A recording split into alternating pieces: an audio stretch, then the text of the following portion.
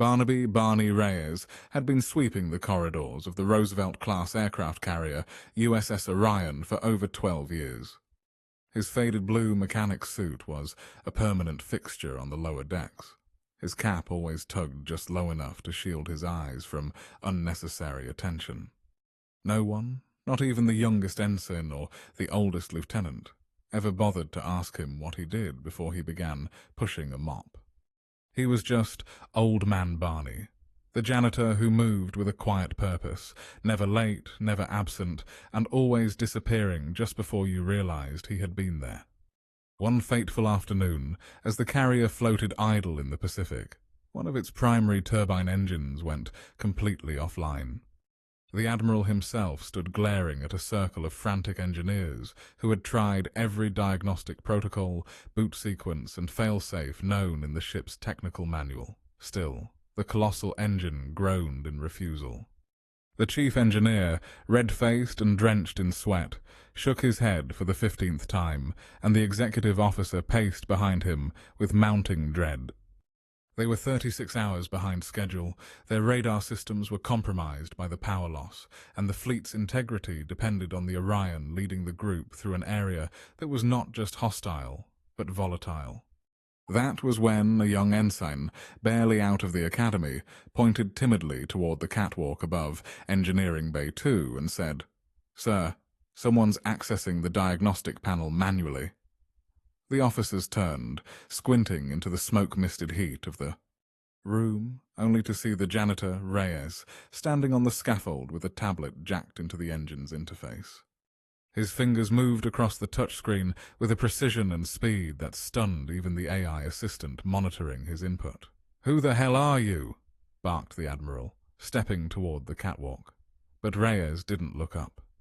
Instead, he said evenly, "This turbine was originally based on a Lockridge Phi 38 proto-model. Your software upgrades never fixed the signal loop delay in the primary sequencer. I rewrote the boot logic from scratch and bypassed the corrupted bridge entirely." Silence followed, then a slow, growing rumble as the turbine let out a sound like an awakening beast. Lights flickered on across the bay, and the engineers froze. Reyes calmly unplugged his device, descended the ladder, and stood before the Admiral, whose jaw remained slack for an awkward 5 seconds before he stepped aside, almost instinctively, as if his body acknowledged something his mind hadn't caught up to yet. "You're not a janitor," the executive officer muttered. Reyes finally looked the man in the eye. "No, sir, not always."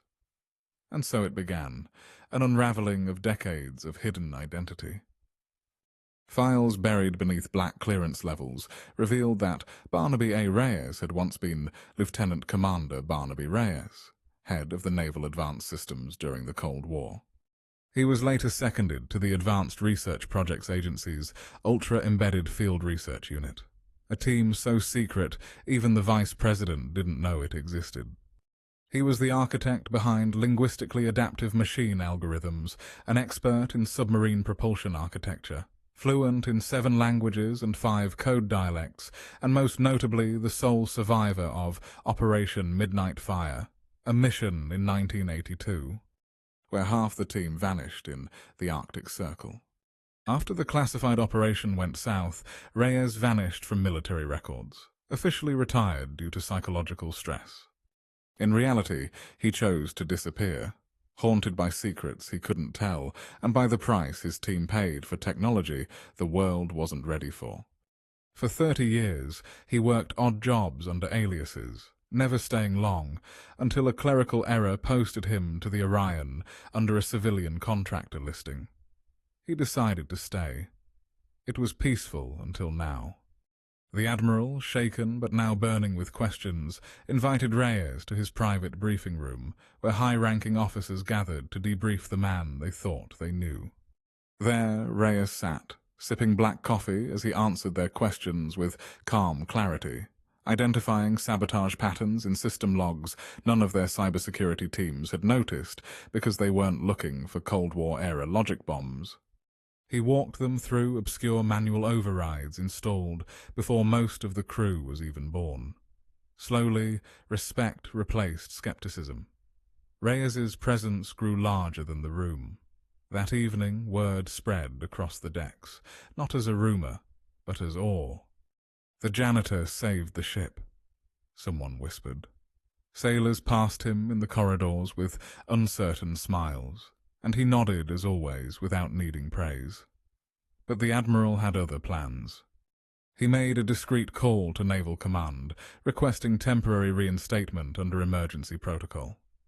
Within 24 hours, Reyes was in uniform again, stripped of rank, but granted authority.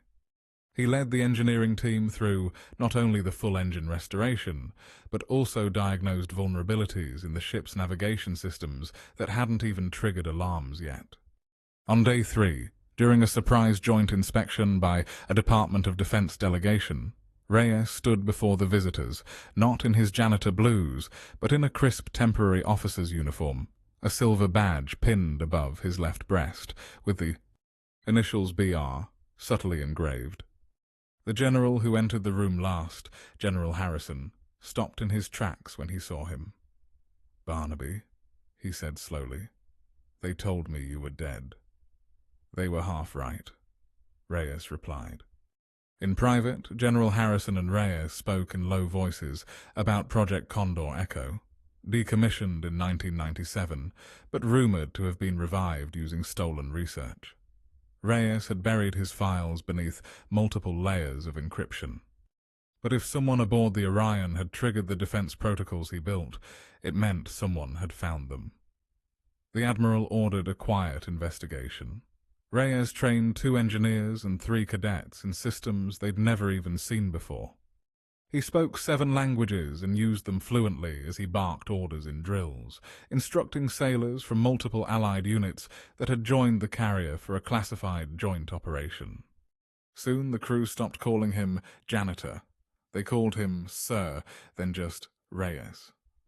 During one emergency test, a fire broke out near the missile bay power cores.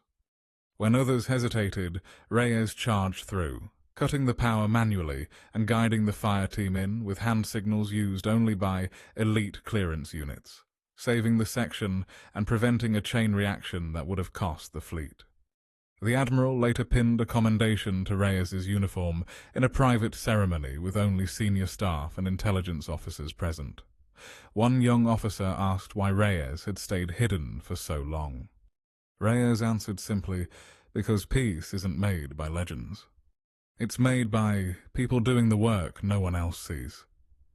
In his bunk that night, Reyes stared at the photo of his old team, long gone, and whispered, "You'd have liked this ship." By the end of the deployment, he was quietly offered a full reinstatement, but he declined. Instead, he recommended a full overhaul of the Naval Force's legacy systems and volunteered to train the new class of cyber operatives. He asked only for one thing: to keep wearing the blue suit. As he told the Admiral with a smile, "Sometimes people pay more attention when they think you're invisible."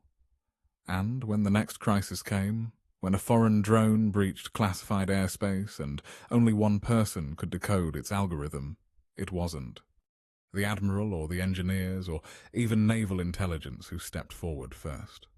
It was Reyes, the man they once called janitor, standing quietly by the console, speaking 7 languages, saving a fleet, and reminding them all that some uniforms are made not of fabric or rank, but of silence, sacrifice, and the quiet power of the forgotten.